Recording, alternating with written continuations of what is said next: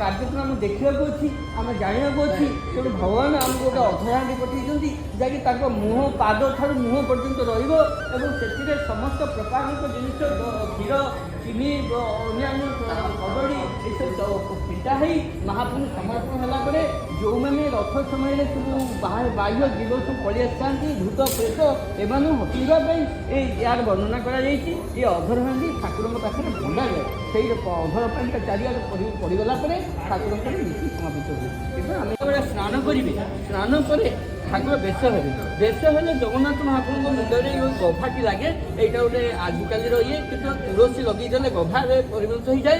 କିନ୍ତୁ ଏଇଟା ବ୍ୟବସ୍ଥାରେ ଲାଗିଛି, ଏଇଟା ହେଉଛି ୟା ନାଁ ହେଉଛି ଗଭା। এইটা আগে শোইলা বেড়ে আপনার ঠিক ঠাকুর যেত শোবে তিনোটি হৃদয় পদক লাগি হুয়ে। এইটা হচ্ছে জগন্নাথ মহাপ্রভুঙ্কর অଣାযাই এবং মহাপ্রভুঙ্কর এই হৃদয় পদক ভাবে তিনোটি পদক লাগি যায়।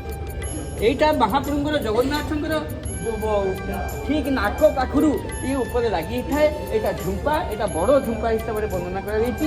এই প্রত্যেক দিন শোইলা বেড়ে নিশ্চিত এটা লাগি হব। আপনার হাতের মহাপ্রভু খালি ত্রিভুজ খালি, ତେଣୁ ତାଙ୍କୁ ଶୋଭନ କରିବା ପାଇଁ, ସୌନ୍ଦର୍ଯ୍ୟ ଆଣିବା ପାଇଁ ଏଇଟା ହେଉଛି କରପଲବ। ଏଇ ଯେଉଁ କରପଲବ ମହାପ୍ରଭୁଙ୍କ ବଡ଼ ଠାକୁରଙ୍କର ଦୁଇଟା ଏବଂ ମହାପ୍ରଭୁଙ୍କର ଦୁଇଟା, ଏଇଟା ଲାଗିଗଲେ ମହାପ୍ରଭୁ ଶୋଇବେ। ତାପରେ ଏଠି ଆଜ୍ଞା ହେଲା ଗୁଣା। ମହାପ୍ରଭୁଙ୍କ ପ୍ରତ୍ୟେକ ଦିନ ସ୍ତ୍ରୀ ରୂପରେ ସେ ପୂଜା ପାଉଛନ୍ତି, କିନ୍ତୁ ସେ ପୁରୁଷ, ତେଣୁ ତାଙ୍କୁ ଏଇ ଗୁଣା ଅତି ଆନନ୍ଦ ପାଏ। ତେଣୁ ସକାଳୁ ଯେ ରାତି ପର୍ଯ୍ୟନ୍ତ 5 ଥର ଡ୍ରେସ୍ ବଦଳାଯିବ, 5 ଥର ଏଇ ପ୍ରକାର ଗୁଣା ଝୁପା ଲାଗିଥାଏ। ଇଏ ହେଉଛି ଗୁଣା ଝୁପାର ବର୍ଣ୍ଣନା।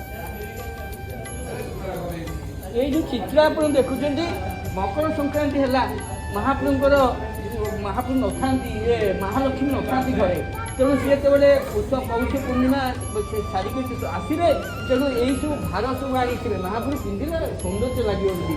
ଏଇଟାକୁ ଆପଣ ହରେକୃଷ୍ଣପୁର ପାଖରେ ଗୋଟେ ଅଛନ୍ତି ମାଳି ସେବକ, ସେମାନେ ଏହାକୁ ପ୍ରସ୍ତୁତ କରି ଯୋଗାଇଥାନ୍ତି।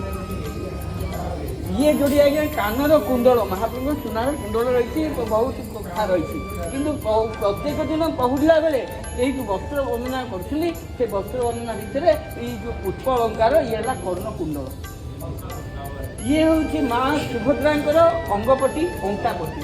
ଯେଉଁ ଅଣ୍ଟାରେ ବସ୍ତ୍ର ପିନ୍ଧିଲା ପରେ ତାକୁ ବାନ୍ଧି ନ ରଖିଲେ କାଳେ ତଳେ ଖସି ପଡ଼ିବ। ତେଣୁ ଏଇଟା ଗୋଟେ ପ୍ରସ୍ତୁତ ହେଇକି ଲାଗିଥାଏ ପ୍ରତ୍ୟେକ ଦିନ ପହୁଡ଼ ବେଳେ ବ୍ୟବହାର। এইটা আগে ঠাকুরঙ্কর ঠিক মথা উপরে এইটা লাগিথায়, কারণ হচ্ছে অলঙ্কার। এইটারে 10টি এই প্রকার অলঙ্কার করা যায়, পিঁধা যাই। যেতবে পূর্ণ অলঙ্কার লাগি হুয়ে সেটিতে বাঘ লক্ষ্মী ভায়া করা যাই পিঁধা হয়ে। কিন্তু প্রত্যেক দিন এইটা আসবার ব্যবস্থা করা। চন্দ্রিকা, এই চন্দ্রিকা মহাপ্রভুঙ্কর 3 বাড়ে উপরে রয়েছে। তুলসীর গভা ভিতরে এইটা লাগি করা যাই। এইটা হচ্ছে অধরমাଳ। মহাপ্রভুঙ্কর শ্রীভুজ উপরে এକୁ ବନ୍ଧା ଯାଇନଥାଏ। ଏମିତି ଅଲଗା ଅଲଗା ଭାବରେ ଏଇ ପ୍ରକାର ମଝିଟା ଫୁଲ ଅଳଙ୍କାରରେ ତିଆରି ହେଇଥାଏ। ଏଇଟା ହେଉଛି ଠାକୁରଙ୍କର ମାନେ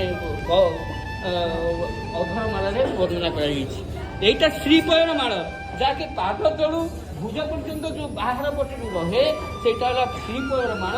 ଶ୍ରୀପୟ ମାଳ ହୋଇଥାଏ ସେ ବିମଳା ଏବଂ ମହାଲକ୍ଷ୍ମୀଙ୍କର ପ୍ରାପ୍ତି। ଯଥା ଠାକୁରଙ୍କର ବିମଳା ପିନ୍ଧିବେ ଏବଂ ମହାଲକ୍ଷ୍ମୀ ଜଗନ୍ନାଥଙ୍କର ମହାଲକ୍ଷ୍ମୀ ପିନ୍ଧିବେ।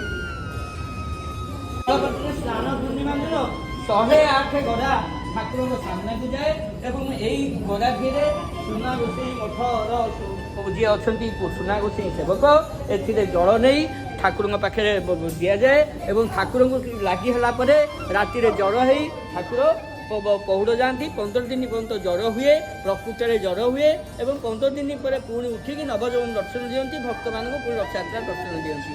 ଏଇ ଯେଉଁ ଓଳି ଆଜ୍ଞା ଦେଖୁଛନ୍ତି, ଏ ଓଳି ସବୁଠୁ ସାନ ଓଳିର ନାମ ହେଉଛି ମୁଗ ଓଳି, ତାପରେ ଅଙ୍ଗାସ ଓଳି, ତାପରେ ପଖାଳ ଓଳି, ତାପରେ ଚକ ଓଳି, ତାପରେ ପୁଣି ଲେଖା ହେଇଛି ପଣ୍ଡା ସେରିକିଆ ଓଳି, ଯେଉଁଟାକି ସକାଳ ଧୂପରେ ରାଜଭୋଗ ଖେଚେଡ଼ି ଯେତେବେଳେ ଠାକୁରଙ୍କୁ ପ୍ରଥମେ ଭୋଗ ଲାଗିବ, ସେ ଖେଚେଡ଼ିରେ ପୂଜା ପଣ୍ଡାଙ୍କର ପ୍ରଥମ ପ୍ରାପ୍ୟ ଏଇଥିରେ ସିଏ ତାଙ୍କର ପ୍ରାପ୍ୟ ପାଇବେ।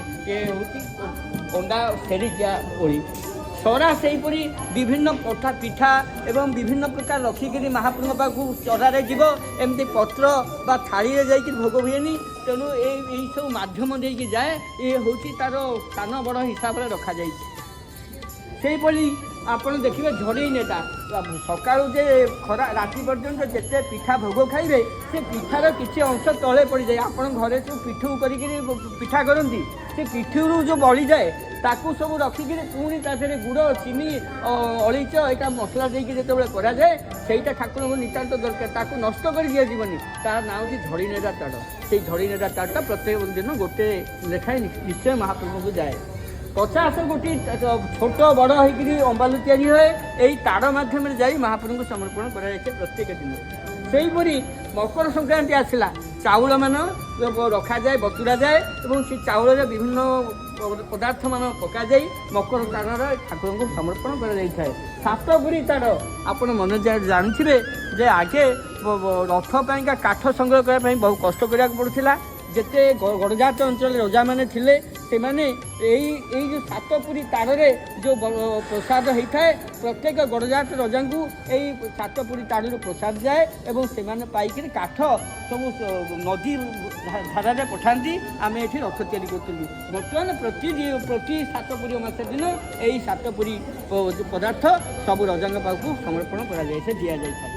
ଏଇ ଯେଉଁ ହାଣ୍ଡି ଦେଖୁଛନ୍ତି ଚୁଲି ଉପରେ ଇଏ ପ୍ରାୟ ଆପଣଙ୍କର ମଠ କୁଡ଼ିଆ ପର୍ଯ୍ୟନ୍ତ ଶେଷ ଏଇ 5-7ଟି ଦେଖୁଛନ୍ତି ଇଏ ଚୁଲି ଉପରେ ବସିବା ଭଳି କୁଡ଼ିଆ। ଏଥିରେ ମହାପ୍ରଭୁଙ୍କୁ ପ୍ରତ୍ୟେକ ଦିନ ଭୋଗ ଲାଗେ ତିଆରି ହେଇ ପ୍ରସ୍ତୁତି ରୋଷ ଭିତରେ ଯାଇ ଠାକୁର ସମର୍ପଣ କରାଯାଇଥାଏ। ସେହିଭଳି ଆଉ ଆଗକୁ ଆପଣ ଦେଖିଲେ ସବା ଶେଷଟା ଅଛି ବାଇ ହାଣ୍ଡି ଏବଂ ତାପରେ ସମାଧି ହାଣ୍ଡି, ଏମାର ହାଣ୍ଡି।